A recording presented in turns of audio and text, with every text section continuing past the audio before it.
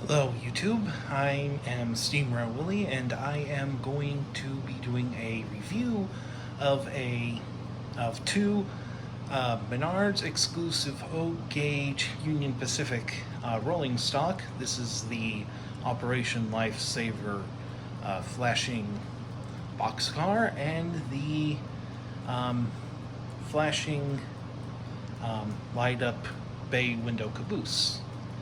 And I'm going to start off with the flashing boxcar. Now, the boxcar, in my opinion, seems to be a fairly good and decent model.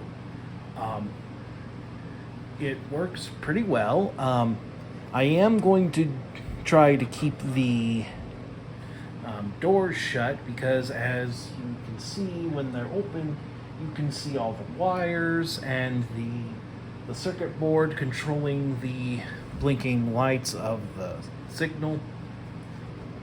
And they do tend to fall open very easily, but regardless, this is a very good looking boxcar. There are a few paint blemishes here at the top of the catwalks, but other than that, it's a pretty good looking model, considering it's a Menards and therefore it is, by all accounts and purposes, cheap.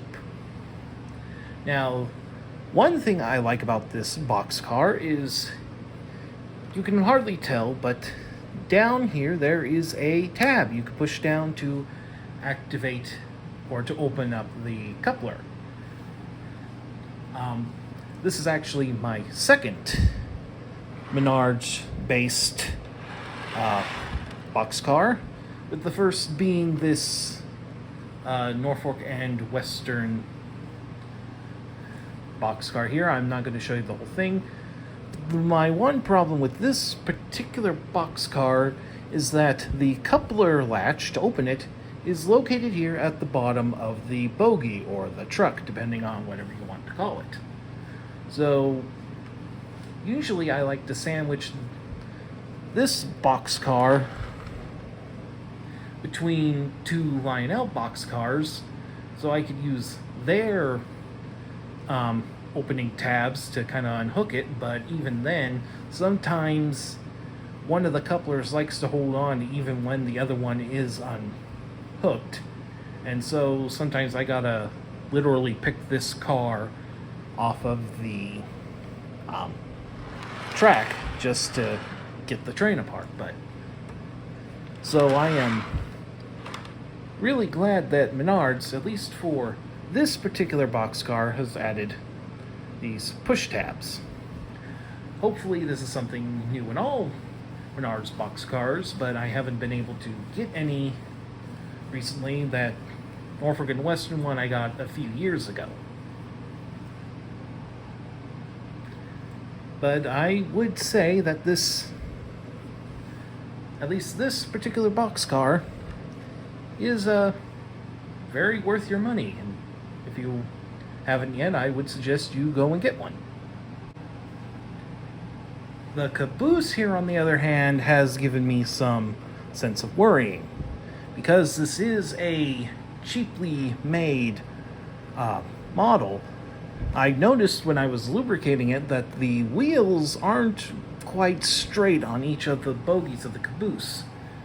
And I'm worried that's going to lead to some connection problems as I'm running it, but so far everything else seems to be working pretty okay.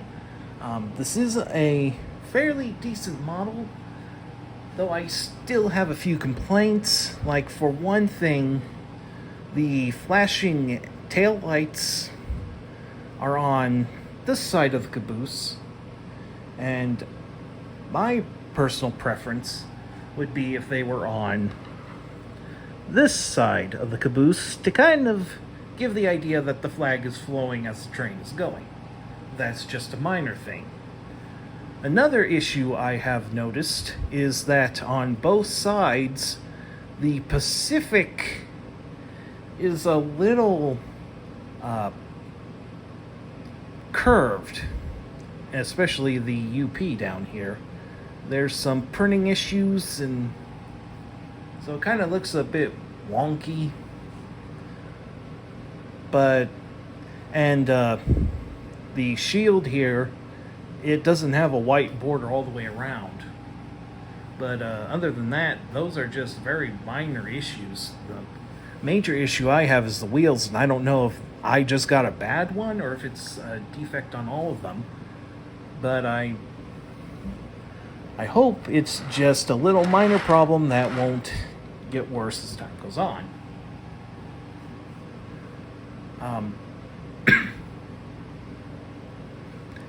I will say this model has some push tabs to unhook couplers, but they're, to me, they're very far in behind the coupler. Bit of a hard to reach area, but that's just a minor gripe, and I really have no problem. I also noticed there are a few paint issues up here, but that just may be my particular model. Well, other than those few gripes, I am going to now put these on my little boxcar train, and then I'm going to have my little Lion Chief 080 steam locomotive, pull them around the table for a bit, and I'm going to see how they work when on the move. This is the Union Pacific Flyer. Let's get this train made up.